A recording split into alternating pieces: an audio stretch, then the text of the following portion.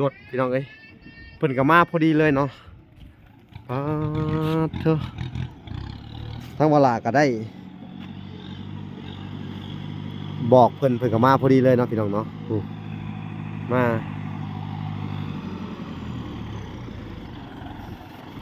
เวลาสิขอไปสอบถามมึงก่อนแจ้เพิ่นเฮ็ดตัวนี้ให้พี่น้องเอ้ยเดี๋ยวก็สิลงมือแปลงพื้นที่แล้วพี่น้อง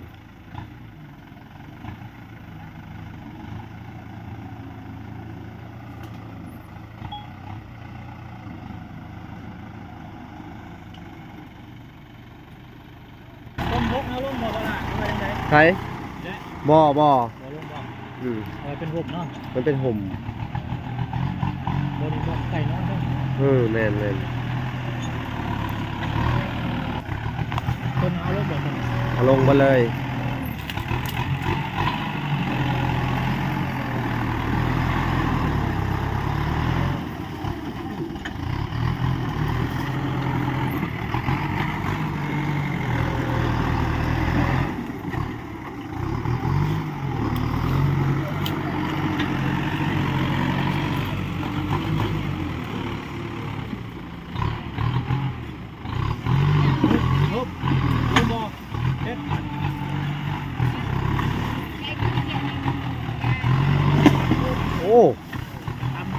โอ้หักเลยเนาะ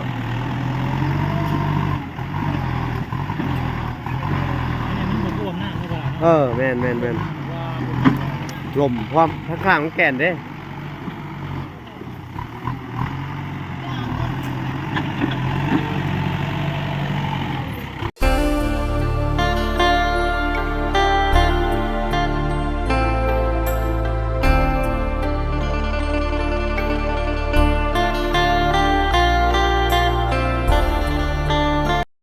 โอเคเนาะทุกคนเนาะกราบสบายดีพ่อแม่พี่น้องเบิดสู่คนเนาะ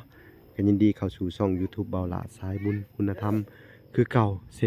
นเคยพี่น้องเนาะทักทายสบายดี FC ทางฝั่งไทยและ FC ทางฝั่งลาวและ FC ทางต่างประเทศนำเด้อและกราบสบายดีพ่อแม่เนาะอยู่ทางเมืองนอกเมืองนาเนาะ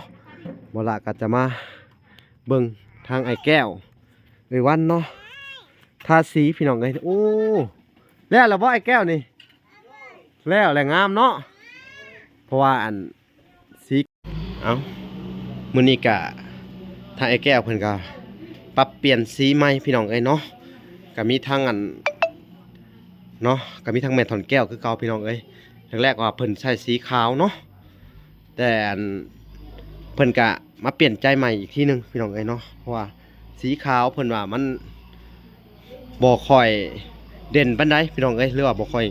งามปานใดเพิ่นก็เลยว่าให้ซับเป็นสีอันตับหมูแซ่บเพิ่นว่าเนาะทางบลาก็เลยให้ทางไอ้แก้วเพิ่นทาสีใหม่พี่น้องเนาะก็มีทางอันบางคนเพิ่นก็ติมาหลายพี่น้องเนาะว่าสีขาวมันบ่งามมันเฉาจังซั่นจังซี่เนาะพี่น้องเนาะแล้วก็ทางแม่ถอนแก้วเพิ่นก็เลยอันโทรมาบอกว่าให้เปลี่ยนสีใหม่อีกทีนึงเพิ่นว่าเนาะก็ถือว่าอัน FC หรือว่าหลายๆคนเพิ่นก็ว่าติมาพี่น้องเนาะแต่ว่าทางเจ้าของเงินเพิ่นก็เลยโทรแนะนำเบาหล่าเบิ่งเนาะเพิ่นว่าแต่ที่จริงสีได้ก็งามเบิดพี่น้องเพราะบางคนบางเทื่อสีเนาะมันก็อาจสิถูกใจแน่บ่ถูกใจแน่บางคนก็เนาะแต่ว่ามันก็ขึ้นอยู่กับผู้ชอบผู้มักคือกันเนาะเพราะว่าคนเฮา100,000 คนเนาะแล้วก็หลายคนก็หลายมักพี่น้องมันมักบ่คือกันเนาะก็ต้องขอโทษขออภัยเนาะแต่แรกๆทางแม่ทันแก้วเพิ่นก็ว่าเป็นสีขาวแหละก็ดีเพิ่นว่าเนาะแต่ว่า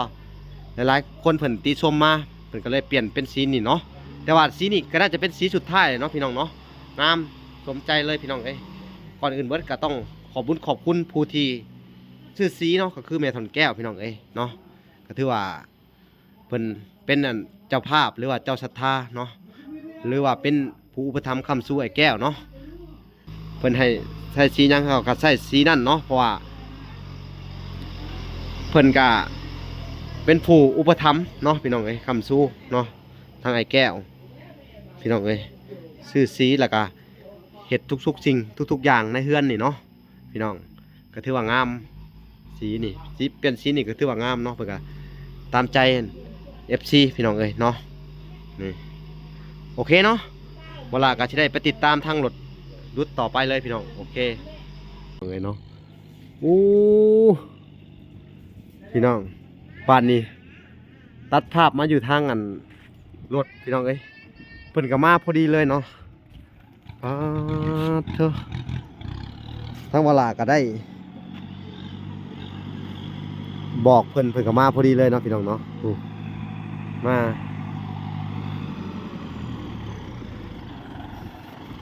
เวลาสิขอไปสอบถามมึงก่อนแจ้เพิ่นเฮ็ดตัวนี้ให้ช่างอันน่ะมาลงมานี่ก่อนได้บ่เขาอยากว่าอยากเจ้าอันดับแรกข่อยใช้จะไทยอันนี้ให้ข่อยนิดนึงอันนี้เฮ็ดได้บ่น้อยเดียวดอกมาพี่สบายดีเด้อมาพี่แป๊บนึงอันข่อยว่าจังให้เจ้าจะดุดได้บ่นี่นะดุดไหลมาในนี่ซื่อนี่มาทมนั่นนี่ด้านน้ำแล้วอยากให้มันเป็นคลองน้ำไหลเว้นไปคือบ่อยากให้มันเว้นผ่านตัวนี้ไป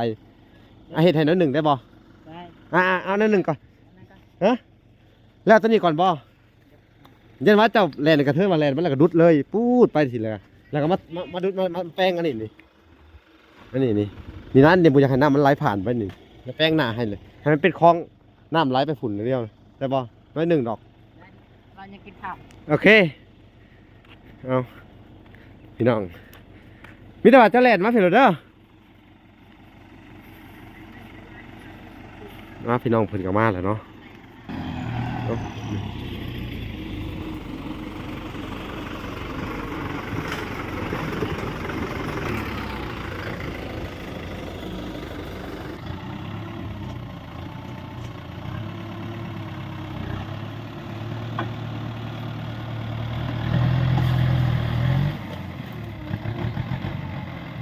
เปิดที่ตามลงไปเลย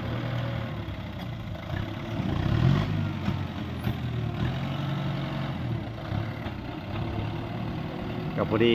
คนที่ได้เริ่มเฮ็ดแล้วนะพี่น้อง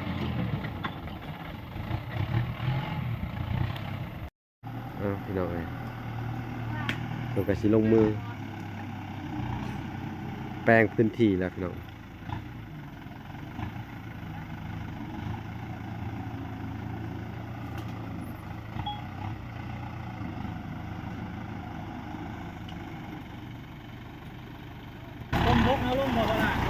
ใช่บ่เป็นห่มเนาะมันเป็นห่มบริษัทใส่น้องแมนคนเอาลงแบบเอาลงมาเลย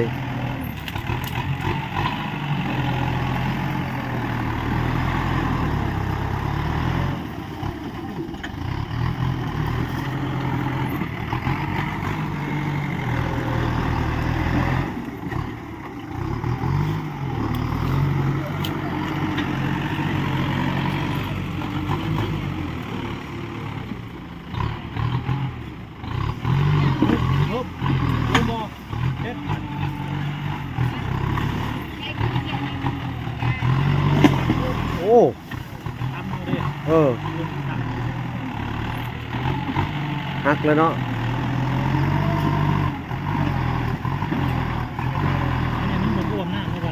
แมนลมความข้างของแก่นเด้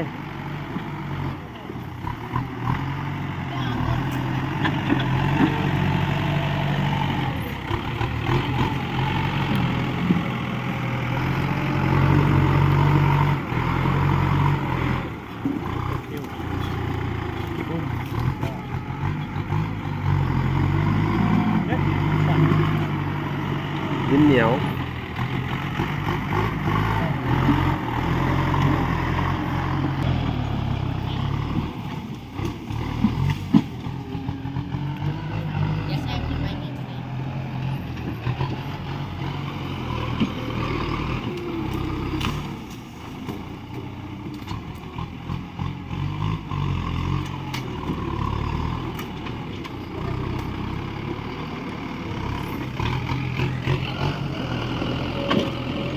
พิ่นก็สำนาญพี่น้องเอ้ยในการเฮ็ดดินนี่เนาะสงสัยเพิ่นสิถากต้นไม้นี่ออกให้เบิดก่อนแล้วจะเอาดินพ่นๆทั้งนี้เข้ามาพี่น้องเอามาใส่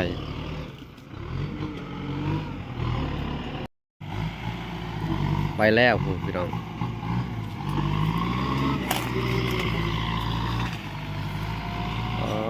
ตัวมันจะเอาโพนนี่ขึ้นมาพี่น้องเลยมันบ่ล่มบ่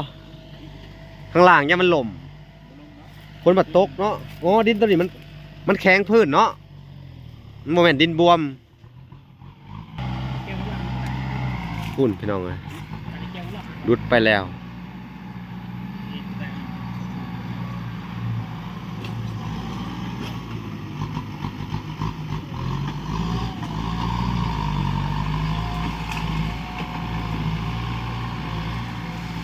เอาไปเห็ดฟืนได้พี่น้อง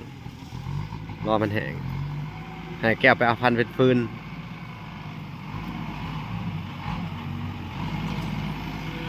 เป็นจะได้เรื่องดินสั่งเพิ่นบริวารได้บ่ดินนี่ดินด้วยเพิ่นขอเพิ่นแล้วบ่โอเคมีปัญหาเนาะเอาไปเลยเอาล่มง่ายเนาะ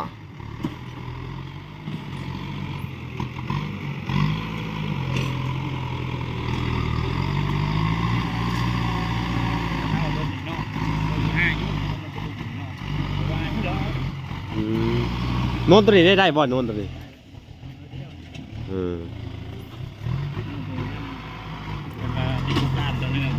มี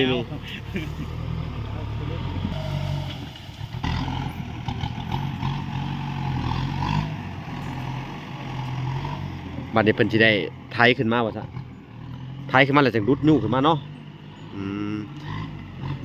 แล้วใช่สร้างแป้งให้เด้อข้างหน้าแป้งให้เด้อแป้งคลองน้ำเว้นเนาะพี่เด้อโอ้ไถต่อไม้ได้สบายเลยเนาะ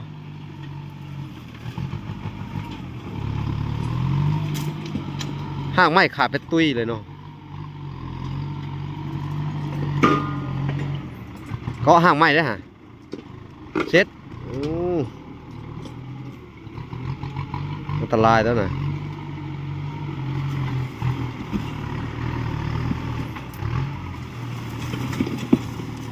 กับพอดีได้น้องสะใหม่อีกครั้งหนึ่งเนาะ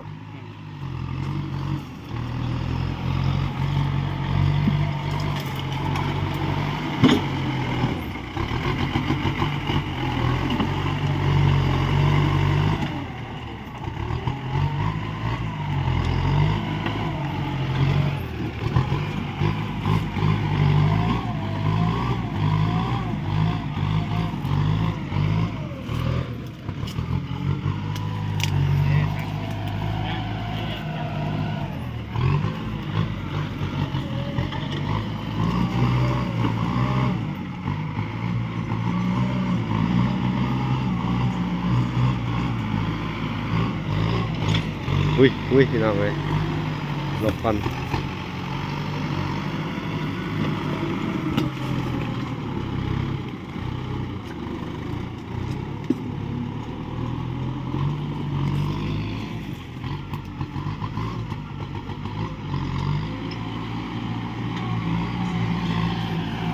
หลบฟันพี่น้องหลบฟัน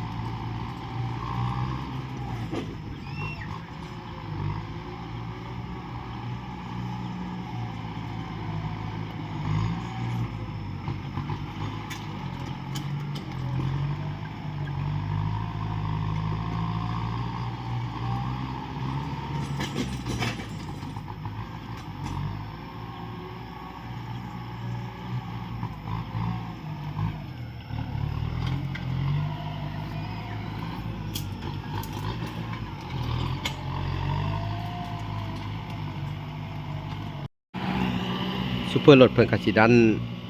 ดินจากข้างล่างพี่น้องเอ้ยดันขึ้นมาเรื่อย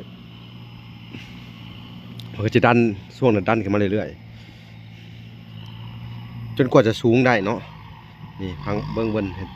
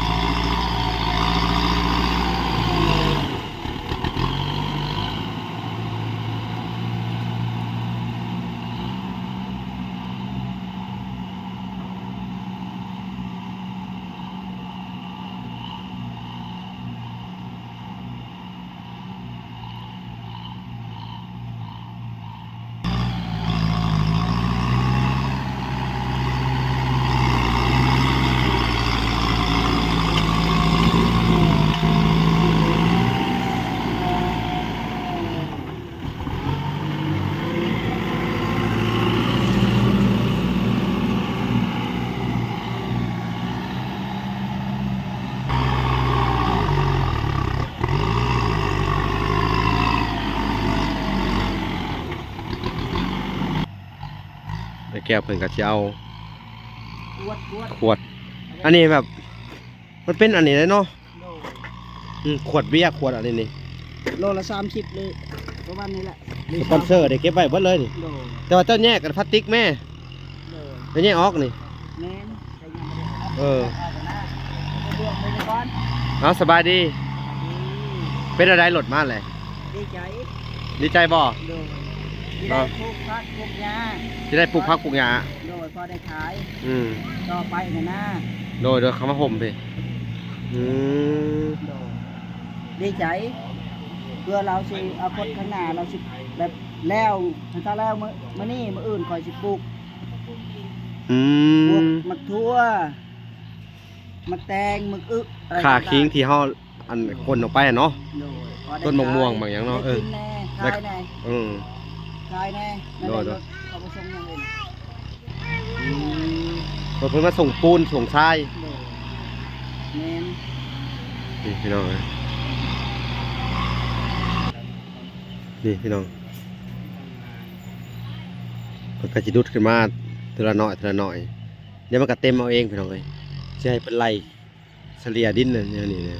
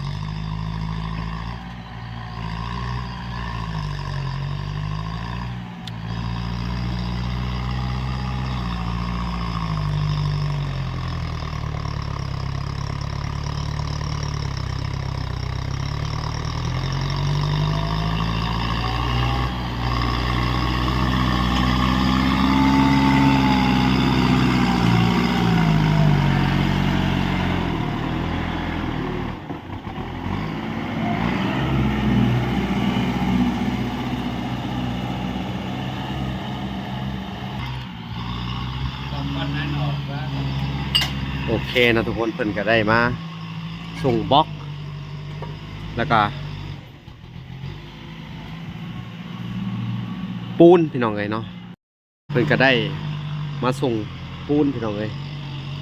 ปูนห้องน้ำทั้งไอ้แก้วเพิ่นพี่น้องเอ้ยเพิ่นก็จะเอาลงมาไว้นี่เนาะพอ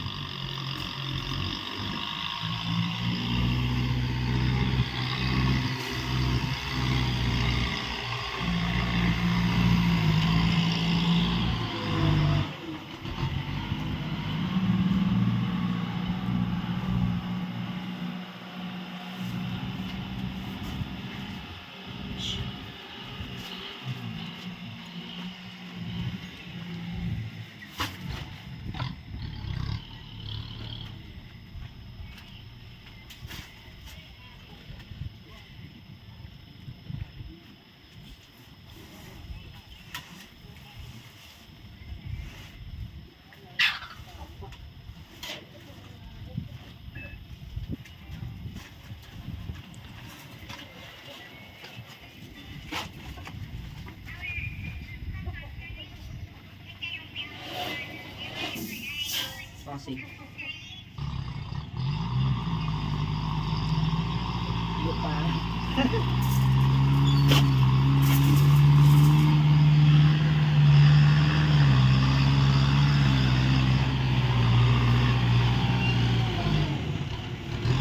เลยพ่อ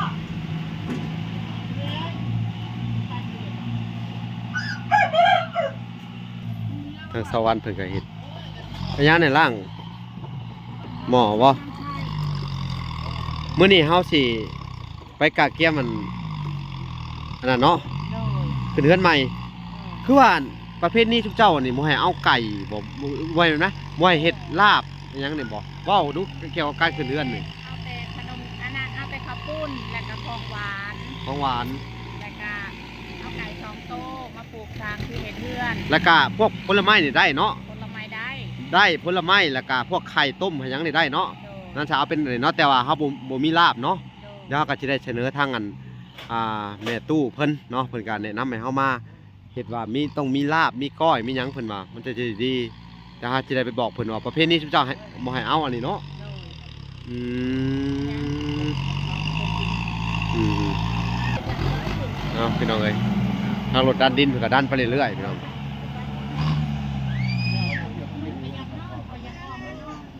อืม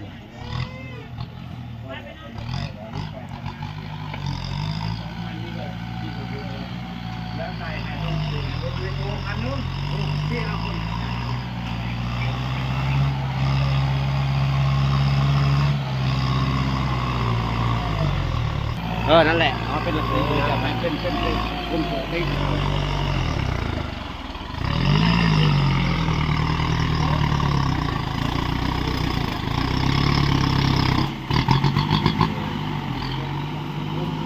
อีกบ่โดนพี่น้องเอ้ยก็สิแล้วแหละเนาะ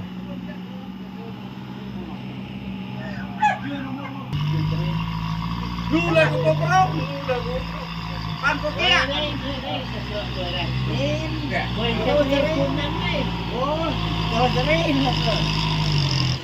ทั้ง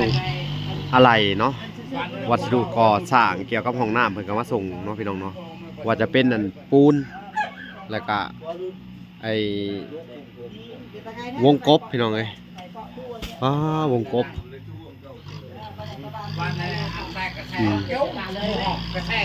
สิถามบ่าวพรก่อนโอ้สบายดีบ่าวพร วงกบจากบง 2 วง อ๋อโอเคก็ถือว่าใหญ่พอสมควรเนาะ อันนี้ของลูกชมนี่ อ๋อลูกสมมันหนึ่ง แม่นแต่ว่าเกี่ยวกับนกนี่ได้แต่ว่า อ๋อ ที่บ้านเดียวกัน อ๋อ ใช่เมื่อส่งคน อ๋อดีแล้วสิเข้าไปหาลูกสมบ่ อาชีพบอกอันแนะนำเป็นเอาวงปุ๊บลงมาแล้ว อ๋อดีแหละกะ เมื่อนั้นเพิ่นมาแล้วเดี๋ยวเพิ่นบ่เห็นเงินลูกชมเพิ่นเอาเมื่อเก่า คือแบบสิเด้อแต่จะไปแหละกะแนะนำให้ลูกสมมันมาขึ้นเฮือนน่ะเด้อเพราะว่าทางกับผู้ใหญ่เพิ่นบอกมาเด้อหรือว่าซ่อนเพิ่นมาอยู่นี่แล้วก็ได้เพิ่นมาตอนแรกก็ได้มื้อเช้ากับเพิ่นขึ้นแล้วจากเมื่อถ้าเพิ่นมาอยู่นี่ก็ได้เนาะกับพอดีทางแม่ถอนแก้วเพิ่นบอกมาเด้อว่าเอาลูกสมมานำลูกโจยน้ำแน่ว่ะโทรหาเราดู นี่บ่เบิ่งบ่เบิ่งล่ะ เดี๋ยวเอาประหลาดสิลองโทรเบิ่งโอเคพี่น้องก็ได้อันสิได้โทรหาทางลุงโจยลุงสมเนาะมาขึ้นเฮือนให้แก้วมืออื่นเนาะโดยตัดภาพมาอยู่นี่ทางรถดุดพี่น้องเอ้ยเพิ่นก็ทำหน้าที่ของเพิ่นไปเรื่อยๆเนาะแล้วก็ใกล้สิเสร็จแล้วพี่น้องเอาโอเคพี่น้องเอ้ยเพิ่นก็สิได้ถมไปเรื่อยๆเนาะทางวาระก็สิได้จบคลิปก่อนแต่เพียงเท่านี้เนาะพอกันใหม่อีกคลิปหน้าตอนเพิ่นแล้วเนาะพี่น้องวาระก็จะได้จ่ายเงินโอเคบ๊ายบาย